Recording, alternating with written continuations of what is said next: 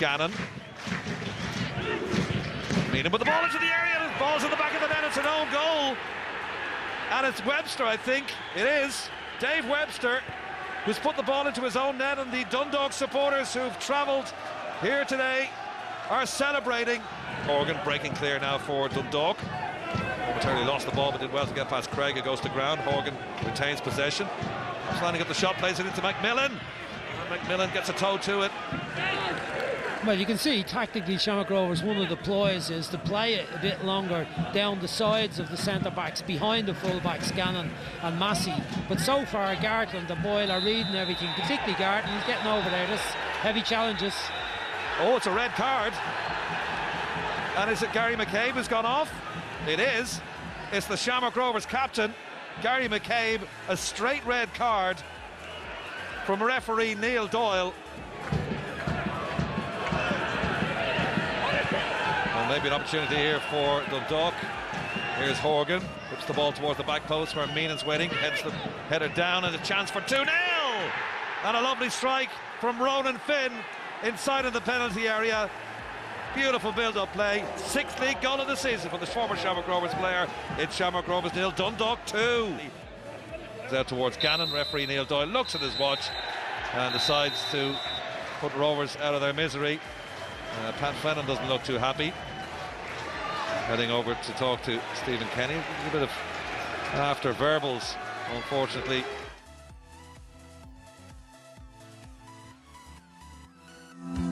Bohs, still reeling from their derby defeat to Rovers a week previous, made the long trip to the Brandywell, and their mood was further soured by the nature of the game's only goal. McNamee's fumble took Delaney out of it, and Rory Patterson had a tap-in. It's the big man's 6th goal of the campaign in just 9 games thus far. Bohs were being forced to live off scraps, but just before the break, Owen Weirin would try his luck. He only found an alert enough Ger Doherty in that Derry goal. Bohs appeared desperate at times to try and get something from this game. Patrick Kavanagh can be a tricky enough customer. He somehow wriggled into the box but went down pretty theatrically. McLean, though, had stuck out a foot. Referee Paul Tute wasn't impressed, and McNamee cleared the danger. Both sides would huff and puff until the end. Neither created anything of any real note. Derry just about deserving of the win, a 5th of the season on foil side. It's now back-to-back defeats, though, for the Gypsies.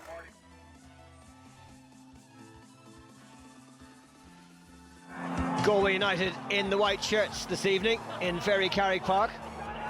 Here comes Eric Malloy.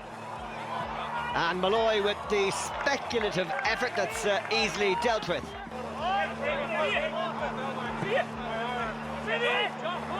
Mark Ludden getting on with that throw in quickly. It's over the top of Stephen Last, and Flaherty's shot palmed away by keeper Doyle, and Danny Ledwith can clear it away for Wexford Youths. First real chance for Galway United. Ludden puts it through. Padraig Cunningham, fine save. Graham Doyle to the rescue. Close down the striker quickly. Ryan Connolly always dangerous from these set plays, and Flaherty does the business again. Vinnie Flaherty, his 6th goal of the season from that pinpoint free kick. And Connolly will swing in this free kick, and up rises Flaherty, and it's almost a carbon copy of the first goal. It's 2-0 to Galway United. The final whistle, and that's 3 defeats in a week for Wexford without scoring. It finished here, Wexford Youths 0, Galway United 2.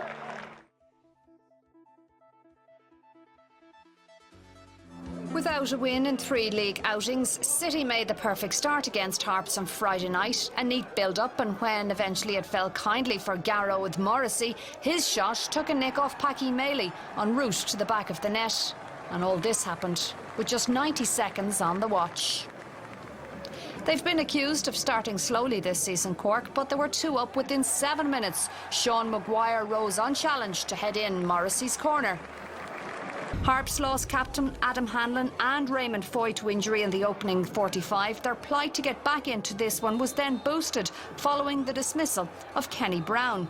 His challenge on Brush left the keeper sprawled, but it was more for the afters, involving Dave Scully, that led to referee Padraig Sutton deciding enough was enough and Brown was to walk. The points for Cork City were all but secured when Harps pressed the self-destruct button at the back. Firstly, Maley didn't clear his lines. He then combined with McNulty in trying to block Maguire. Maguire, though, looked up, squared the ball to Shepherd, who finished into the corner of the net. Job done for the home fans, they felt. To their credit, Harps played until the end and they got a late consolation goal. Kieran Call's long ball set Flaherty on the right path and he provided it for Curran to pull one back. Full-time Cork 3, Finn Harps 1.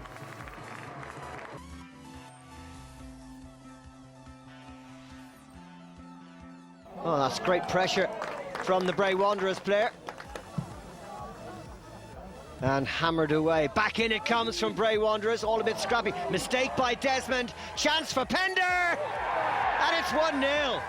Oh, a terrible error by Lee Desmond, allowing Jared Pender to get his second goal in a week. In comes the cross from Dennehy. Conan Byrne will be able to keep this in. And here's Kelly. And the chance! And a good save. Cherry to the rescue again after Jamie McGrath's volley almost put Pats back on turns. These St. Pat's fans must be wondering what they have to do to score. We're well into added time. Oh, mistake by Clark. Oh, he's brought down Lewis. Who's in here? The referee's whistle is gone. It's a red card for Brendan Clark. And Pat's down to 10 men in added time. What a start for Harry Kenny. That win moves Bray Wanderers off the bottom. A third league defeat for St. Pat's. It finished Bray Wanderers 1, St. Pat's 0.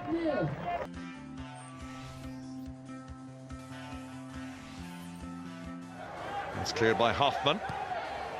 Back in again by Craig Rodden. The chance for Richards! And 8 minutes into the game, Sligo take the lead.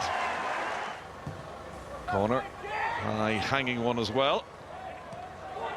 Eventually Longford do get it out of the danger zone. Good interception though by Regan Donlan.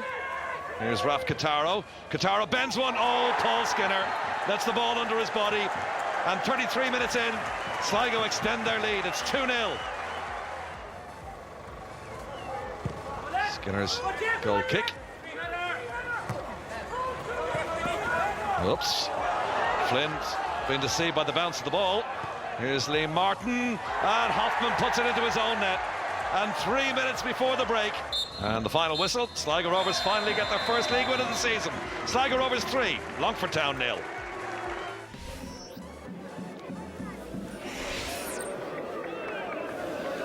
And just as they did on Friday against Finn Harps, Cork City flew out of the blocks and they went ahead through Stephen Beattie's goal in the first minute of the game. And the City faithful didn't have to wait much longer for a second. 12 minutes later, they went 2 up. And it was Carl Shepherd on the mark again as he finished off the move. 2-0 to Cork City. There was no change in the scoreline in the second half, so City back to winning ways. A third defeat in 4 games.